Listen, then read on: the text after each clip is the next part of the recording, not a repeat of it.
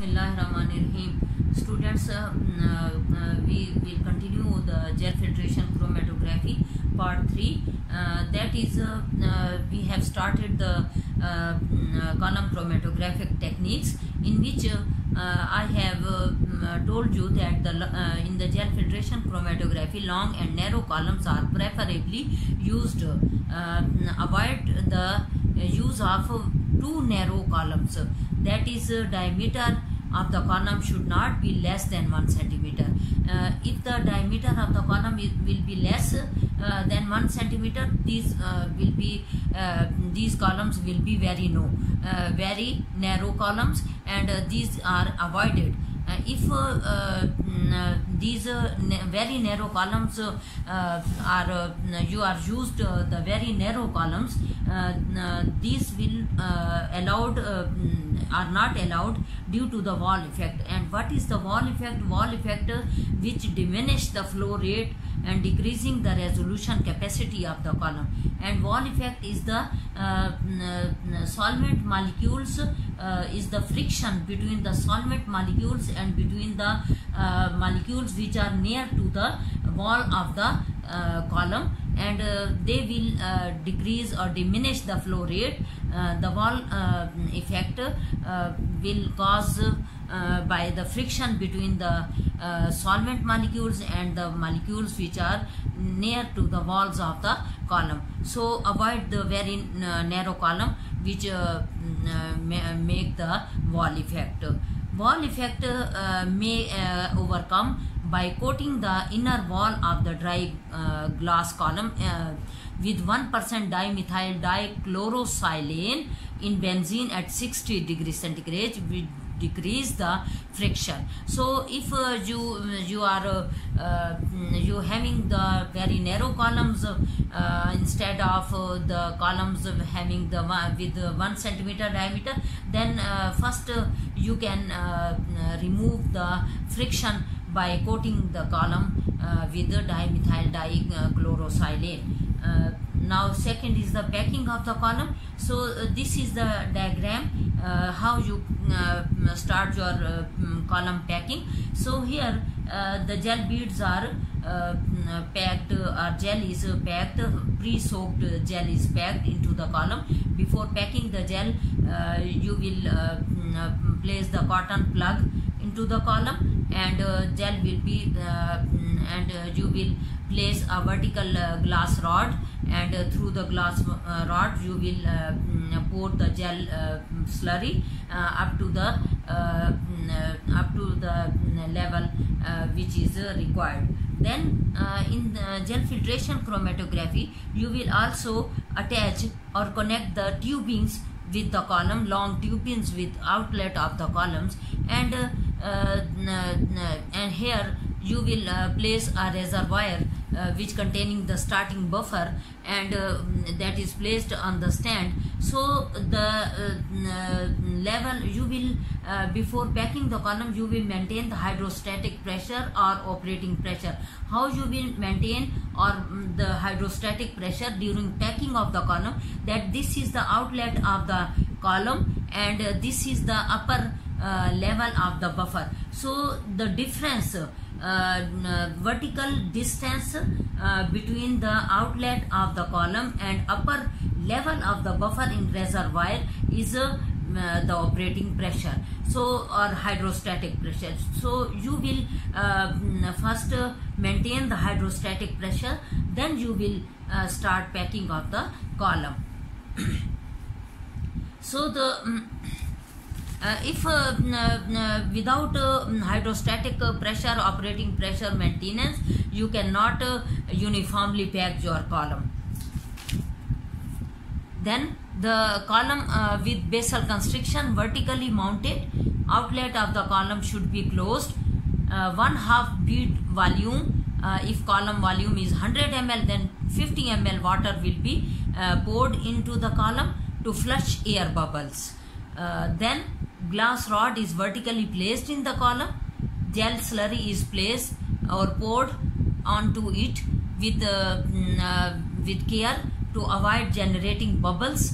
After complete settlement of the gel slurry, outlet of the column is open. As you will open the outlet of the column, gel will start the settle down, permitting excess eluent to drain away from the column.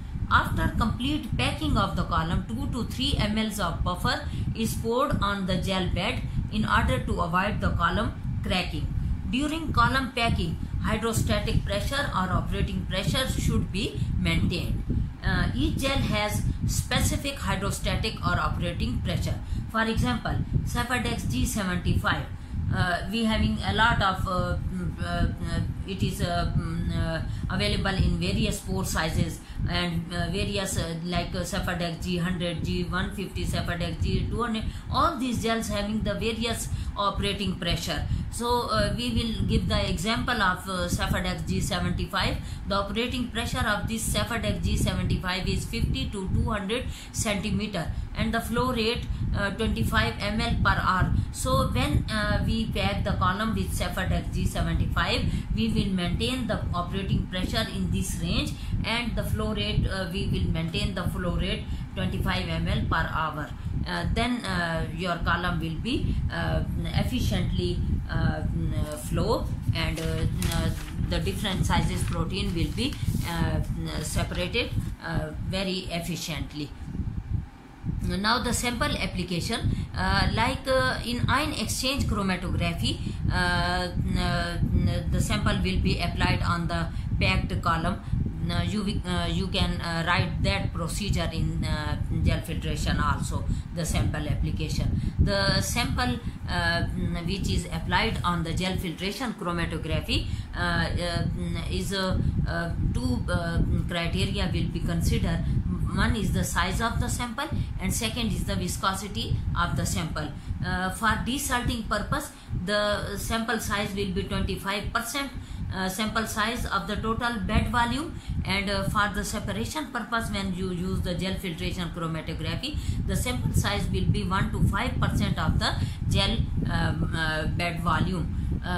And viscosity of the sample should not be differ more than 2 folds of the solvent. यानी अगर viscosity ज़्यादा आपका sample viscous होगा तो तब आपको जो separating bands मिलेंगे ना, जैसे लार्ज साइज और स्मॉल साइज, तो वो इस तरह से ओवरलैपिंग या ब्रॉडनिंग हो जाएगी उनकी, या उनकी ओवरलैपिंग हो जाएगी। इस तरह से देखें कि यहाँ पर अगर लार्ज पार्टिकल साइज आइसोलेट हुए हैं यहाँ तक, तो यहाँ पर जब स्मॉल आना शुरू हो जाएंगे तो लार्ज और स्मॉल आपस में मिक्स हो जाएंगे। इस तरह से आप दो डिफरेंट साइजेस के प्रोटीन्स को जो है आइसोलेट एफिशिएंटली आइसोलेट नहीं कर सकेंगे। असूलन जो है आपके पास जब लार्ज साइज इल्यूट हो और फिर इसके बाद स्मॉल साइज इल्यूट हो, तो ये वाले इस तरह का आपके पास रिजल्ट आना चाहिए। तो अगर जो है आपके सैंपल जो है बहुत ज़्यादा विस्कस होगा तो ब्रॉडनिंग ऑफ द पीक्स हो जाएगी और सही से सेपरेशन आप नहीं कर सकेंगे। लिहाजा viscosity of the sample should not be differ more than 2 folds of the solvent volume.